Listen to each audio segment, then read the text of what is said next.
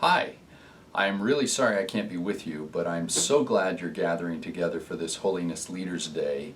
And I thank God every time I hear the reports of the East Ohio Regional Network meeting. And the fact that you're together is an inspiration to the heart. Thank you to David King for hosting you at Malone.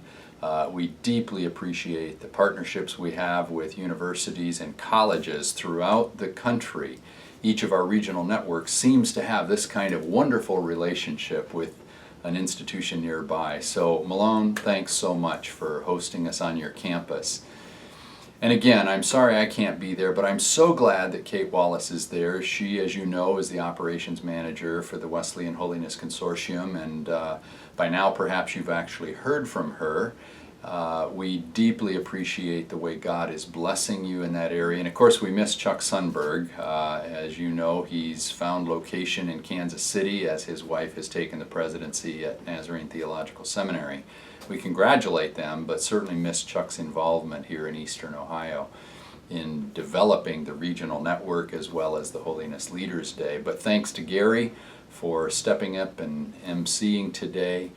I'm hopeful that during one of the breaks the regional leaders can meet with Kate and we can talk about the next step of leadership, as well as perhaps a workshop sometime in the spring that would focus on empowering leaders, especially women leaders in ministry throughout the districts. But I want to just encourage you in the knowledge that God is doing an amazing work through the WHC. You are part of this movement as God is refocusing the message of holiness for the 21st century. Never before have I seen new doors opening and momentum building and enthusiasm growing in the lives of church leaders and academic leaders and lay leaders of the church in ways that are just unprecedented. As we begin to realize the power, the unifying power of God's holiness reflected in our lives, in engaging our culture, transforming our communities. As you're meeting here today, you know that there are other regional networks throughout the country. Just a few weeks ago in Indiana, the Indiana Regional Network had their Holiness Leaders Day.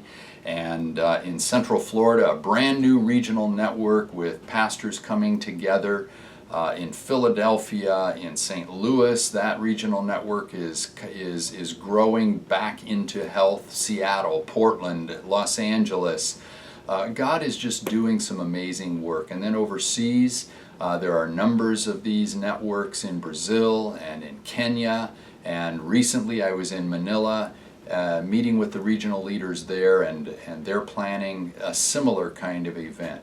Not because we're trying to build an institution, not because we're trying to build an infrastructure, but because we're trying to raise the priority of God's call to holy living in the 21st century in new and fresh ways. Now that doesn't just mean personal heart purity, it means engaging with the real issues of the day. So some of you may know that not long ago, I just sent out a document to all of your regional leaders as well as all your national leaders and institutions on gracefully engaging the LGBT conversation. This is a wonderful moment for us to be leaning into a social issue, a social question, and bringing the healthy voice of grace and love from the church into our culture. I pray that God will multiply the effect of that work.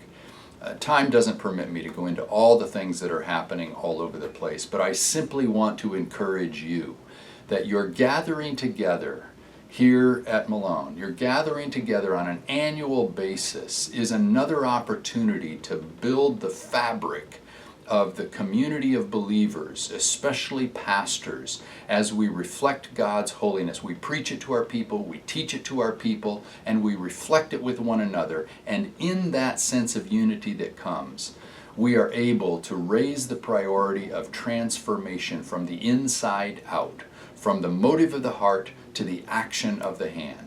So I pray that today will be a blessed day for you. I pray that God will bless Don's messages to you, and that as you engage in conversations around the tables, around the room, at the break time, with your regional leaders, with pastors from different denominations, that you will be truly inspired and that your focus in mission will be increasingly clarified as we reflect Christ well. Thanks, and God bless you.